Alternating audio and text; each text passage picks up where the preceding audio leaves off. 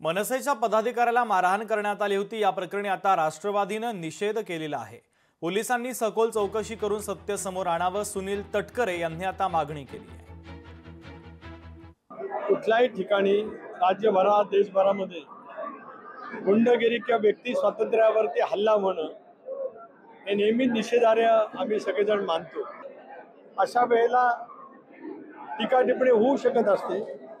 मी सुद्धा अनेक वेळेला प्रचंड प्रमाणावरती टीका टिप्पणीला आम्ही सगळेजण सामोरं गेलेलो आहोत, पण त्याचा राग मनामध्ये ठेवत एखादी घटना घडत असेल तर ती घटना केवळ दुर्दैवी असं नव्हे तर ती निंदनीय आहे। माझी पोलीस प्रशासनाला एवढीच विनंती आहे की या सारा घटनेचा सखोल तपास करावा। लोकशाही मराठी ऐका, पहा, जागरूक रहा।